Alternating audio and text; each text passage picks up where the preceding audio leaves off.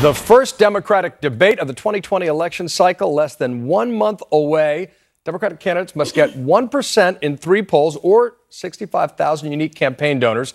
Presidential candidate Marianne Williamson, a best-selling author about spirituality, just met the qualifications to make that first debate, and she joins us now on New Day. $65,000, by the way. Thank you. $65,000. No, donors, unique donations. You need 65,000 unique donors. I thought you needed $65,000 from 200 unique donors. No, you need 200 from at least 20 states, and we got 41 states. And then they said you need 65,000 unique donors. So, for instance, if somebody gave $20 a month for 3 months, that only counts as one. Right.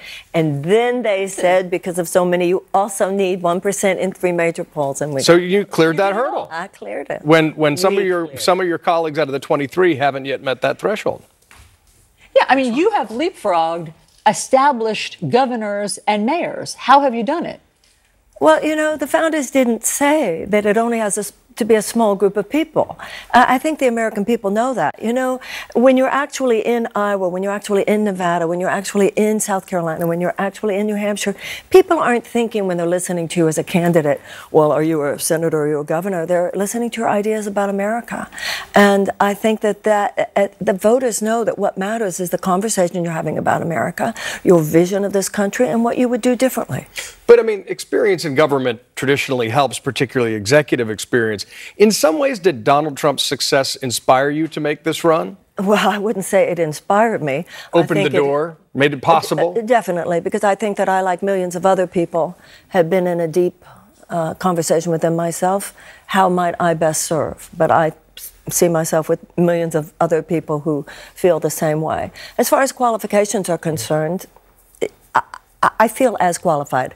There are different kinds of qualifications. I'm not saying I'm more qualified, but I feel that my 35-year career working very up close and personal with people, particularly so many people whose lives have been affected negatively by what I see to be irresponsible public policy. I have some deep insight into what bad public policy does and what I think how I think public policy needs to change. Let's talk about some issues, particularly on this Memorial Day. Let's talk about what's going on overseas and where some of our troops are in danger. So, North Korea has just once again tested missiles. And President Trump says no big deal. He's not bothered by it, though his national security advisor, John Bolton, says it violates a UN resolution. What would you do about North Korea? Well, I think some diseases you can cure and some you have to manage. And clearly North Korea is one that you have to manage. You know, I'm not going to play dog and pony politics with something as serious as North Korea. You know, I do not fault the president for talking to him. I don't see where it was working to have no conversation. And I do believe, and you know this as well as I do, so what the president says, I'm not bothered by it, is sort of different than what might be happening behind. And for his to say that, he's saying, I'm in a process. I don't understand when they went to Hanoi and Kim Jong-un said, here's a framework, and he walked away.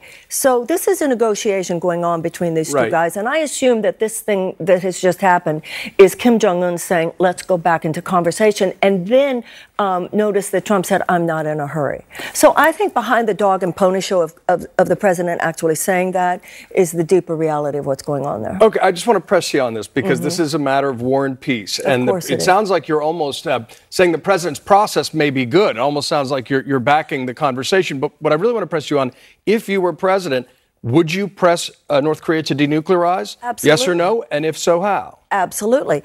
Absolutely. But this is an example. If you look at what has happened previously, there's been a lot of conversation with some administrations of just accepting that that's going to happen.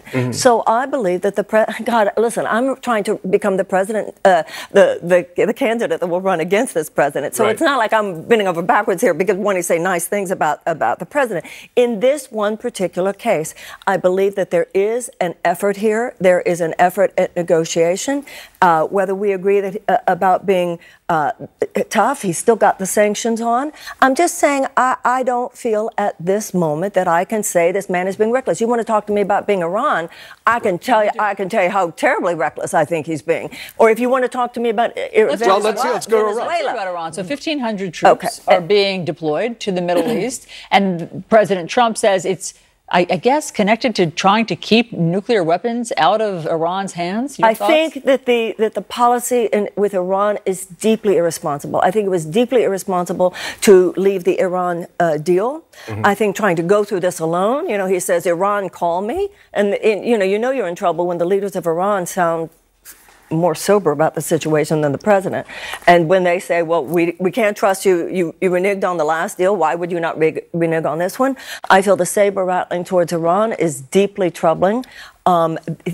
It's the United States which canceled this last range of exemptions. I don't believe that by making life really tough for people, that this is good foreign policy. And that's my problem with sanctions. I don't think the average American really understands what sanctions mean in the lives of people. Let me clarify one thing. You proposed a Department of Peace. You've called yourself a peace activist. First, are you a pacifist? Do you consider yourself one? And two, what are the circumstances under which you would go to war as president? No, I do not consider myself a pacifist. We are this weekend, hopefully mindfully, as well as some mindless holiday celebration.